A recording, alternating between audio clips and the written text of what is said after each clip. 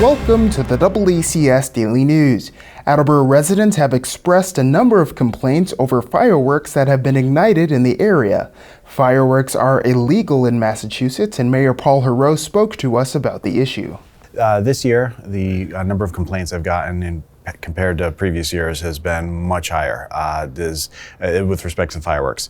A lot of people are lighting them off. I think it could be a byproduct of the fact that the city is not having its own 4th of July celebration this year.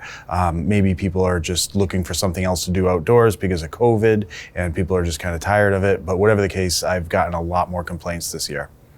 So fireworks are against law. It's Massachusetts state law, and the city, when the police department does get a complaint, they do the best they can to investigate it. We can't make any promises about whether or not they, offenders are going to be caught with it, but it is a huge nuisance to a lot of people.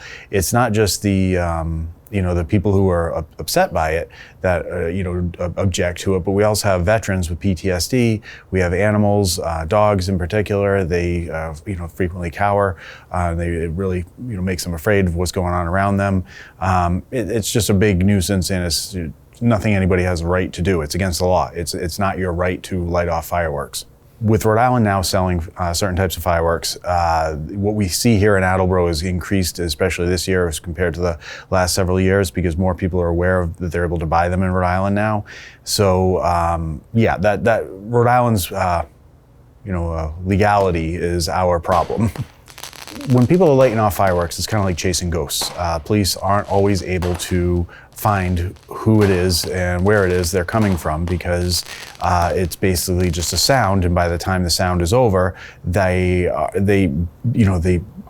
nothing to go by. I mean, it's because the event is over. Unless people continue to light them off, then the police maybe be able to, get closer and closer to whoever is doing it on a regular basis, like on that evening. But otherwise, it's very difficult for the police to catch people. What we really need people to do is to call as soon as they hear something and they don't like it. In a big scheme of things, this might not seem like a big deal, but these are against the law, and this is a huge nuisance to a lot of people. And there's people that are lighting these off, they don't have a right to light these off. It's against the law. There's no way around that. You don't have a right to light these off.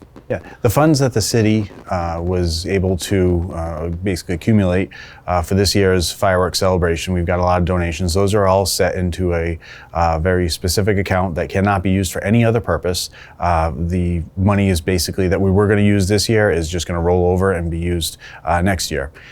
We may have a fireworks celebration, not a 4th of July celebration, but a fireworks celebration on Labor Day weekend if we're able to have large gatherings of people, but that is sort of something we hope that we can see happen, but it's nothing that we are going to count on right now. We're just hopeful.